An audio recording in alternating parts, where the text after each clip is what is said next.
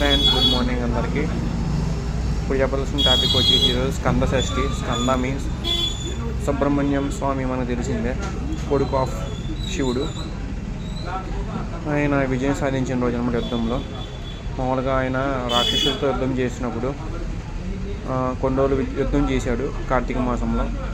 తర్వాత ఆ యుద్ధంలో ఆయన విజయం సాధించాడు. ఆ రాక్షసులు ఒకళ్ళు నెమలిగా, ఒకళ్ళు కోడిపుంజిగా రూపం దాల్చుకొని వచ్చి సుబ్రహ్మణ్య స్వామిని శరం వేరుకుంటారు. దీన్ని సుబ్రహ్మణ్య షష్ఠి అని కూడా అంటారు, స్కంద షష్ఠి అని కూడా అంటారు ఈ ప్రత్యేకతని. సో దానివల్ల ఏమైందంటే, ఆయన అనుగ్రహంతో నెమలేమో ఆయన వాహనంగా అండ్ కోడిపుంజేమో ఆయనకి సేవలు చేసేదానిలాగా ఉందన్నమాట. సో ఆయనకు ఒక పార్ట్ లాగా అయింది. సో ఇదన్నమాట. శివుడు త్రిమూర్తుల్లో ఒకరు, బ్రహ్మ విష్ణు మహేశ్వరు, అంటే శివుడు త్రిమూర్తుల్లో ఒకరు.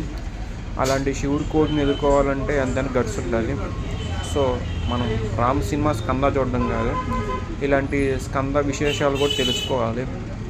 సో ఇదన్నమాట. స్కంద సినిమా ఎందుకు తీశారా బాబు అనుకున్నాను నేను. నాకు ఫస్ట్ అర్థం కాలేదు, ఇప్పుడు అర్థమవుతుంది. సుబ్రహ్మణ్యం స్వామి మీద రిలేటెడ్ తీశారనమాట. సో ఇదన్నమాట మ్యాటర్. మీరు ఎవరైనా సుబ్రహ్మణ్యం స్వామి ఫాలోవర్స్ ఉంటే ఖచ్చితంగా లైక్ చేయండి. శివుడు ఫాలోవర్స్ ఉంటే ఇంకా బాగా లైక్ చేయండి. నేను శివపార్వతుల ఫాలోవర్స్ అనమాట. నేను శివుడిని పార్వతీదేవిని కొలుస్తాను. అండ్ మా విజయవాడ కాబట్టి దుర్గమ్మ తల్లిని.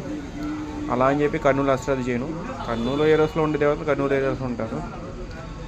ఆ మాటకు వస్తే ఇక్కడ జోగులాంబ అని ఆ దేవత ఉంటుంది, ఆవిడ కూడా దుర్గమ్మ పడితురమ్మ అంటారు. మరి ఇదన్నమాట మ్యాటర్. సో ఆల సుబ్రహ్మణ్యం స్వామి గారు ఫ్యాన్స్ లైక్ చేయండి అమ్మ.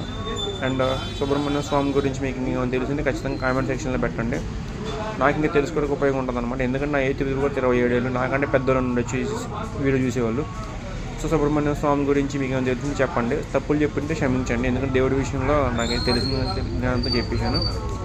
అండ్ ఈ స్కంద గురించి ఇంకేమైనా ఇన్ఫర్మేషన్ తెలిసింటే కూడా ఖచ్చితంగా చెప్పండి. ఎందుకు చేస్తారో, ఎందుకు జరుగుతుందో, అసలు హిస్టరీ అంటే కూడా మీకు ఏమైనా తెలిసింటే ఖచ్చితంగా చెప్పండి. Thank you so much.